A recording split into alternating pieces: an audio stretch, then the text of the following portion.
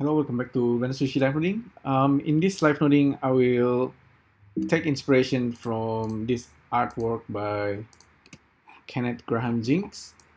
This one, you can see it's kind of complicated, and it's basically some kind of recursive setup. I think Ken generated this using Python and pill module.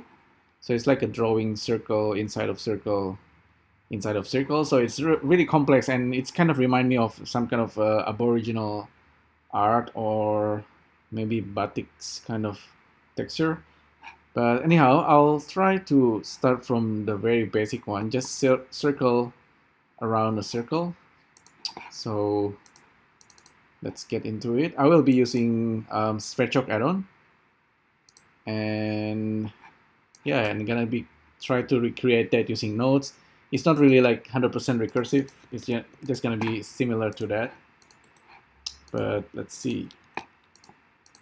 So save it as mandala 2, because in the past I made something with a circle as well. Okay, that's a Spreadchalk, and let's see how I'm gonna create this. I'm gonna start with a circle. I know that with a circle we have obviously a circle, but the idea here is that I'm gonna create a circle and some kind of way so we can generate a circle, and any number of circle, but the circle, it will be kind of distributed nicely around the original circle, so there won't be like overlapping too much. So that's the idea. I will try to do that. I know that I might be needing 2 circle because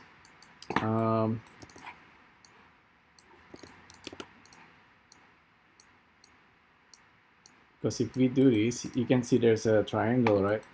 And if we are using half the length of the triangles, we can get the radius of circle.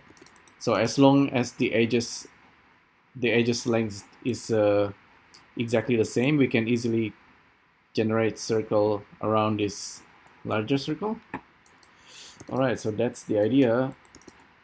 Let's do that really quick.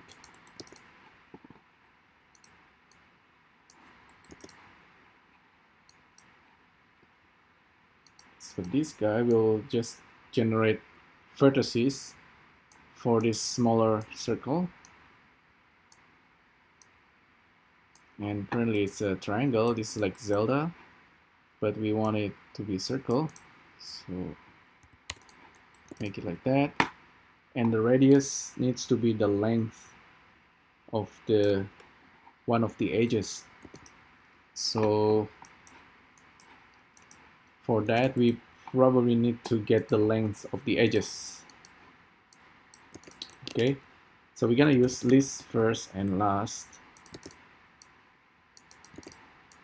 and maybe the distance between the two. So this is only one of ways to do this. I think there are many ways. This is the one that I kind of understand it. Multiply it by half. You can see it's already kind of giving a result. So no matter how many circles you generate, minimum is 3, of course, and you can go really high number, but the small circle will always be generated. So yeah, that's as simple as that. We already have this setup, and we just need the bigger circle, this guy right here. I'm gonna give it a different color for now. So this guy should be above everything else. Smaller circles should be a little bit down. So for that, I will use vector math. And just move it down a little bit, 0.02. So that should be pretty good. So we have something that looks like a flower. Maybe just give it a bit of color. just like a nice sunflower there. Okay, so that should be the basis. Maybe I should turn this into a monad actually. So this is like a fake mandala. So it's not exactly recursive, like I said. This guy is kind of related. So radius, float, this and this should always be the same, right? These vertices can change. This one, as long as it remains circles, doesn't matter. So we need an integer. That's gonna be for this. Okay, that's to control that guy. At the very end, we need to somehow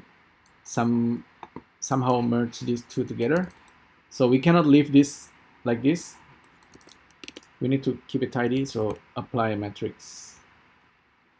Choose the second one. So grab the circles and the matrix plug into that guy. Join them together. So now it's a little bit cleaner. We just need to join them again over here. So you can see the whole process right here. This is a kind of interesting if you use it for the first time. So list of vertices and list of polygon, and this is going to be the final result. Oh, okay, that should be join level 1. And this is not enough. We still have 2 objects. It's up to you whether you want to keep them separate or not. For now, I'm just gonna join them.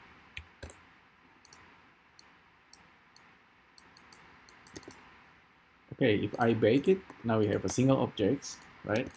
And this single object, if we use solidify, it's gonna be pretty tidy, you know. So that's kind of nice. All right, so we have this setup. We can turn this into a monad. I'm gonna save this, save as new version, because if I turn it into a monad, I can easily vectorize this. So all of this, we just gonna turn it into a monad. Oops, create monad. Now we are, this is inside the monad, and let's jump up the monad. Now we have these single nodes containing this fake mandala, fake recursive circle. We want to vectorize it, we want to split it. So this is where you can do the magic. You can have like a multiple of this. So range float and range integer. Just gonna give a random value. Here also random value. The count needs to be the same.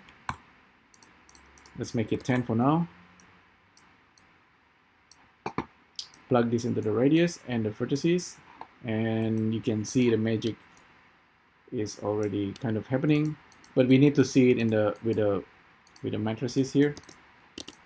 So let's use range float for the vector in the z. The count goes there, something like that, but the opposite.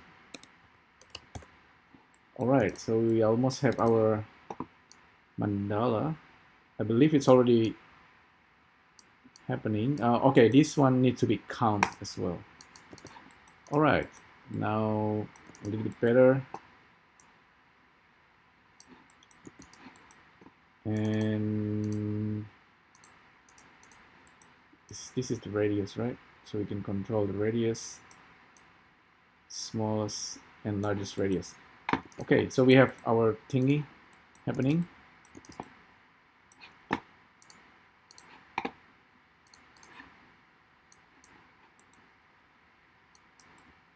Okay, currently it's a very much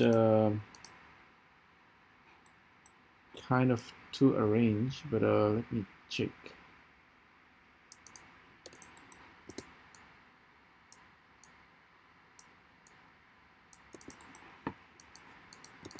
So instead of range integer, maybe we can use like a random number, which is still integer, but I will give it value between whatever and plug this into the vertices, and you see the result is much more interesting now.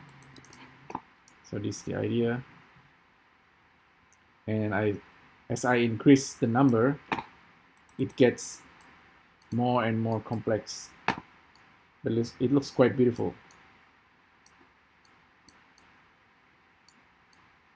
So that's how I would recreate the setup. Although, of course, Kenneth one this is like much more complicated, but it's got the similar ideas. What's interesting is the way he colorized the big circle and the smaller circle. This one is very beautiful, I think. This one is kind of there. It's not exactly the same, but you can bake it, you know, and you can join them, and you can solidify. So that's kind of interesting, and you get something that's a bit like flower, but it's kind of like a temple design as well. So you can easily have something that's more or less complex, you know, but it's not that complex.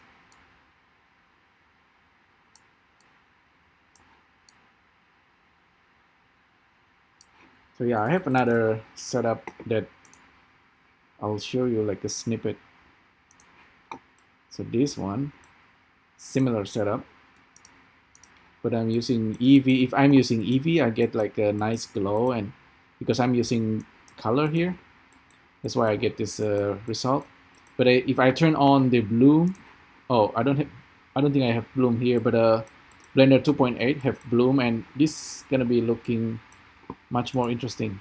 The material even give it like a surprise. This is kind of accidental, and yeah, this is gonna be probably for the next one. So for now we have this setup, and we're gonna keep it for the next one. All right, so there you go. Hopefully you enjoy this one. Let me know what you think, and I'll see you next time. Thank you. Bye.